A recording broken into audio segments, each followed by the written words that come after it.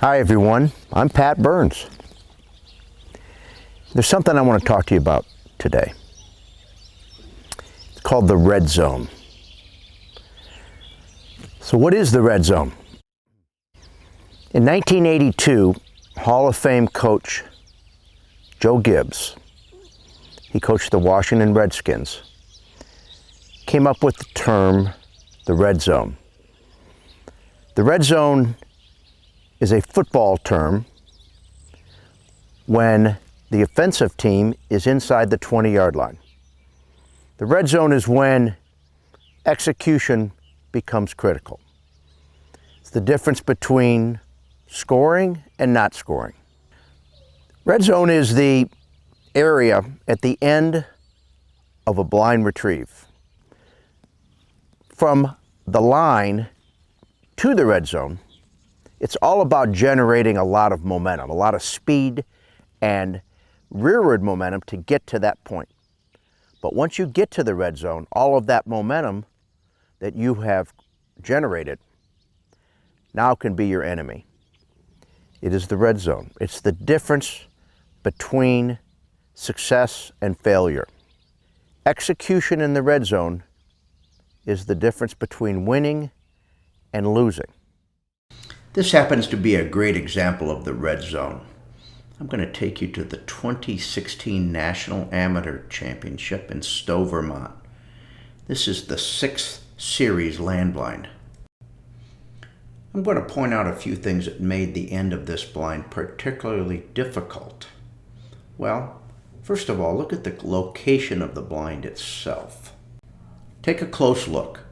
The blind is planted at the base of a tree, which is about 15 yards deep of a large island of trees. To the left and deep of the blind is the location of the blind planter. See how the wind is blowing from right to left, kind of slightly quartering away? Between the island of trees on the left, creating a blind spot, the position of the blind and the direction of the wind, this creates a very tight corridor for the handler to get the dog downwind of the blind. Another significant factor to take into consideration is that these dogs had just completed a land quad in the same location. Look at the location of the flyer in the middle of the test. So between the location of the blind planter, the blind spot on the left, the blind location, the wind direction, all of the scent from the previous series, flyer crates full of birds with a gunner sitting there, a super tight window at the end. Now you've got the perfect storm for a difficult ending in the red zone.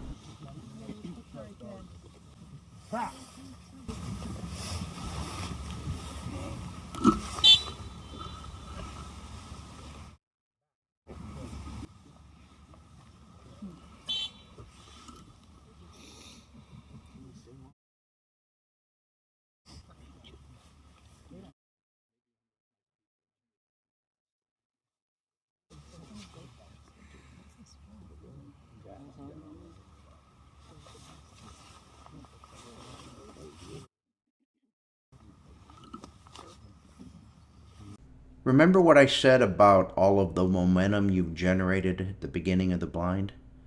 Well, this is the situation.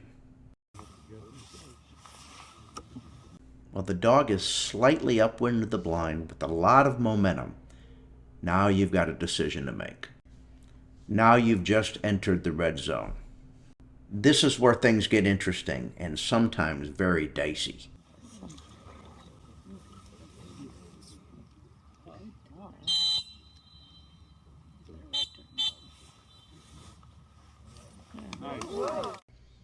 Well, this was the test dog, and he managed the ending quite well. However, many of the competitors weren't so lucky. Good red zone handling requires that you are passionate without being panicky. You have to increase your intensity. Remember, you have to control all of that momentum that got you to the red zone. Now you need to downshift to a lower gear. Your reflexes have to be sharp. You have to be intense, and you can never, ever give up.